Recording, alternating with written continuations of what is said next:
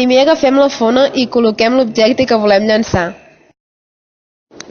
Utilitzem el goniòmetre per mesurar l'angle en què llançarem. Ens col·loquem en un lloc fix i llancem el mateix objecte amb la mateixa força tantes vegades com graus haguem de mesurar. Cronometrem el temps que tarda l'objecte en fer la trajectòria, des que el llancem fins que arriba a terra. Amb la cinta mètrica mesurem l'abast, la distància que hi ha entre el punt d'on llancem fins al punt on cau.